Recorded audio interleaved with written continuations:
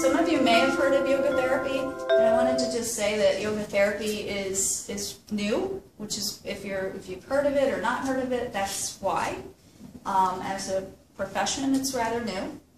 A lot of people, I want to admit, a lot of people confuse it with kind of an alternative to physical therapy or maybe an advanced yoga class.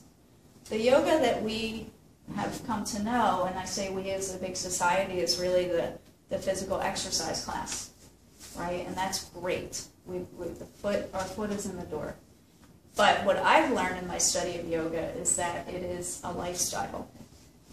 The science and tradition of yoga, no matter where you say it came from, my lineage is strongly tied to India, parts of India. It encompasses everything. It's nutrition, it's physical, it's mental, it's spiritual, however you define spiritual. It's not religion, it's spiritual. It's what you choose to make your practice. So what I've been studying is a lot of different ways to look at or help an individual see themselves and to kind of really learn more about yourself. So yoga therapy is a lot about self-realization, and that term used to really confuse me. I always thought it was this like kind of out there kind of thing, and until it was broken down for me, it's self-realization. It's just knowing yourself so well that you make those conscious choices that the habit that you picked up from your family member to smoke, you're no longer interested in doing it. You're not trying not to do it, but you learn so much about yourself and how your mind affects the choices that you make both physically and otherwise that you stop wanting that cigarette. There's no need anymore.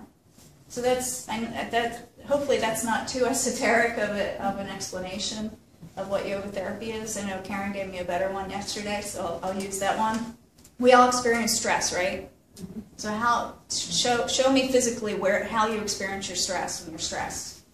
Just embody it. Embody your stress just for a moment, and then take a deep breath in and let it go.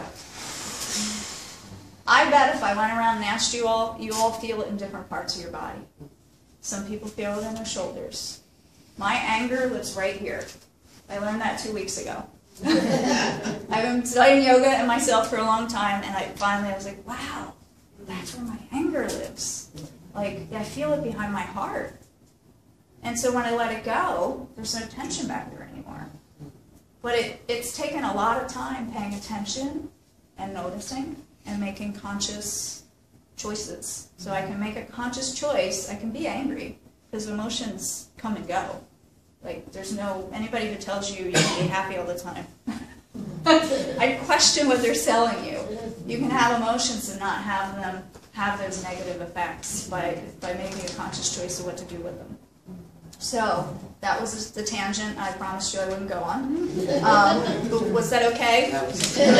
Do you understand a little bit of where I'm coming from? I know Elise and I have had conversations that go on there, but yoga therapy is a lot about helping people understand habits and how they're making the choices to keep doing them. So that nutrition information that you get and the acupuncture you receive and the massage and the myofascial release, like all of that plays into a bigger picture. You know, it plays into your life and where you see yourself going and how you want to live.